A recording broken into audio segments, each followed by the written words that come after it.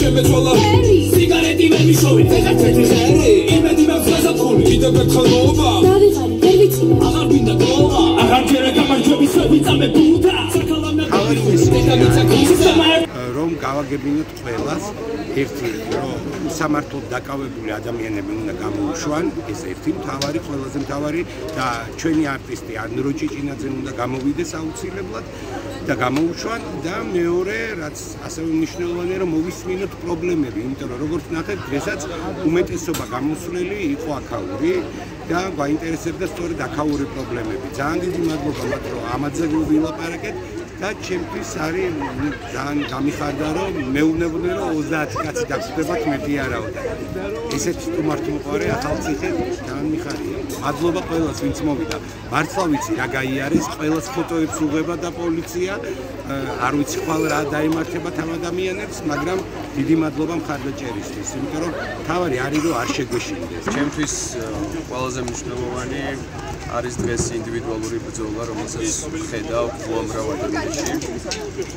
ჩემთვისაც ეს არის მთავარი და ამას რომ ხედავ სხვებში, ეს მე ძალიან დიდ ძალას მაძლევს და ძალიან დიდ ხნევას.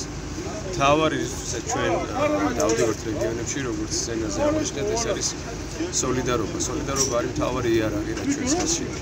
ჩვენი მიზანი არ არის პოლიტიკური პარტიების სვლილება. ჩვენი მიზანი არის საზოგადოების და საზოგადოებრივი და სოციალური სვლილება. რეალურად ჩვენი მთავარი მიზანი ეს არის. მთავარი მიზანია ის, რომ არ შევეგუოთ იმ უსამართლობას, რა უსამართლობას ქართულ მოსახლეობამ დაატეხა ქართულ საზოგადოებას. მე ამ ქალაქში დავიბადე 19 წლის წინ და 17 წელი გავატარე ამ ქალაქში.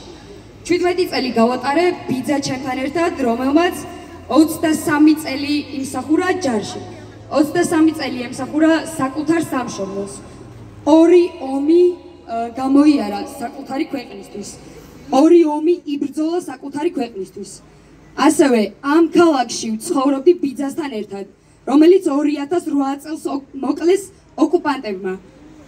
ამ ხალხს ეუბნებიან დღეს, რომ თავის მტერს, ვინც ტყვია დაახალა ბიძა ჩემს, ვინც ტყვიას უმიზნებდა ჩემს მეორე ბიძას, ბოდიში უნდა მოვუხადოთ. ეს არ შეიძლება, არ დავუშვებთ, მტერს ბოდიშს არ მოვუხდით. ყველა სიდისის პატიმარს თავისუფლება მისცეს ამ ურწმუნო მთავრობამ, ეგრეთ წოდებულმა მთავრობამ. მე მინდა სოლიდარობა გამოუცხადო მზია ამაღლობელს, ისიც ასევე თავისი სიყვარულის გამო ისჯება.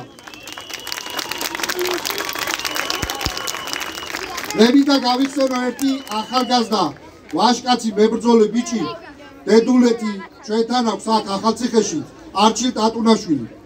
ბიჭი, რომელიც სრულიად მშვიდობიანობის დროს, არანაირი ომის, არანაირი ტყვის ქვეშ, აი ესე უბრალოდ გაიტაცეს, აწამეს, მოკლეს და გადმოუგდეს თავის მშობლებს, თავის ერს, თავის სამშობლოს. იმიტომ რომ მათაც ძალიან უყვარდა თავის სამშობლო და ისიც ნამდვილი ქართველი ვაჟკაცი ბიჭი იყო. ამიტომ შვიდობა ეს არის პროპაგანდა და არანაირი კავშირი არ აქვს დღევანდელ მშვიდობასთან, რასაც ესენი ღაღადებენ. ეს არის ტყუილი, ეს არის ბორიკას თავში მოხარშული დიდი სისულელე, რომ მშვიდობით მივიწევთ ევროპისკენ. ტყუილია, ვატყუებენ და ამას ქართველი ერი არასდროს არ შეგუებია და არ შეეგუება.